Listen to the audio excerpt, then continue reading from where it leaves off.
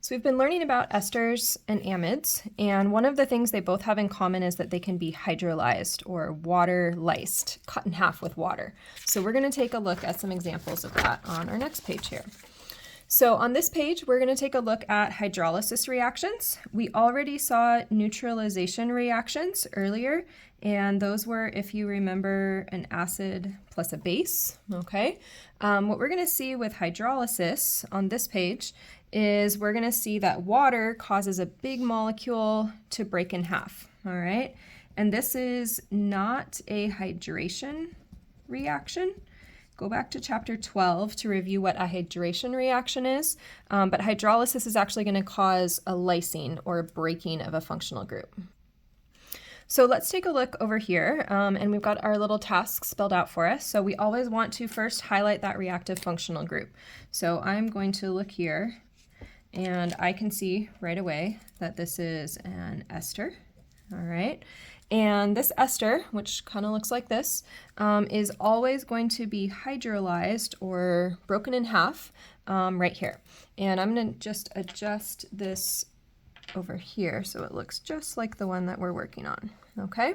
So you can see I've got a carbonyl, I've got an O, C, and then C. Okay, if you remember back in chapter 12, we saw that acid helps water add, remove, lyse things. So we've got some acid as a catalyst here.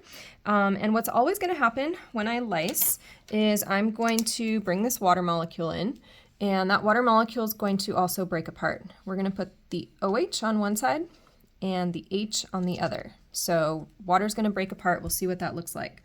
The OH always goes with the carbonyl, and the H always goes here. And so what's gonna happen is I'm gonna break this bond right here.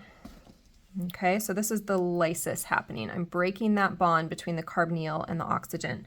And then I need to heal up that bond. So I need to put something on here to heal it. And so this OH is going to add on here. And this hydrogen, the other piece of the water, is gonna go right here. And so I was able to heal up where that lysis happened, okay? So let's take a look and see what that means for products. I'm gonna draw them down here. So copy whatever's here, big or small. Carbonyl, and then what I added on was this OH here, okay? So I'm gonna switch colors on that just so you can see it a little bit better. And then the other half is this here, but I added this H on, remember? So this is at that lyse point. C, H, and then I would continue and just copy here. And so here's those two carbons that were there initially, okay? Here's the water, the H2O. And so what I end up with here is I end up with a carboxylic acid, see the acid group there, and I end up with an alcohol. All right, this would be something that would happen if we were eating triglycerides, for example. Triglycerides have an ester linkage in them, and so we would break it. This would be a piece of digestion to have this hydrolysis happen. And you've got an opportunity to try one down here yourself. In contrast to hydrolysis, where we're breaking things apart, the exact opposite of this also can happen. And this would be if I was, say, building fatty acids. And so this here, condensation reaction, is not one you have to memorize unless your instructor says you do. So you don't need to memorize it, but it's going to be the exact opposite. You've seen that with a lot of reactions this semester, right? If you have one that goes forward, you can also do the reverse. So look here, I take an acid and I take an alcohol. And so that would be like this, an acid and an alcohol. And we pull out a small molecule, O and two H's.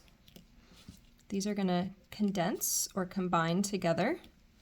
And then look here, I condense out some water. And so I end up with an ester and water. So we're working on the lyse piece of it, but you could also condense and get that big molecule back again. All right, let's take a look then at one more problem. So we have here, first, always want to highlight that reactive functional group. So I see the N, but then I see it's next to a carbonyl, so that whole package is what I want to look at. This is an amide, excuse me, an amide.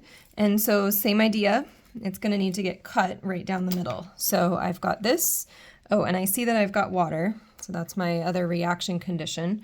So I know that this will be a hydrolysis reaction, okay? So similar to what we saw over here, the OH will always help heal the break on the carbonyl side. The H will help heal the break on the inside, okay?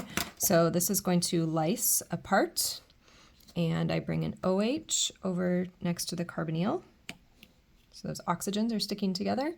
And then I bring a hydrogen over here, and you can see I'm back to an amine like I've seen earlier today. All right, so let's take a moment and write this out. CH3, CH2, carbonyl, and then we have that OH that got added on. And then my other product, the other half of this, we're gonna see there's a few ways to write this. So you could write NH, and then you could show that that hydrogen got added onto it.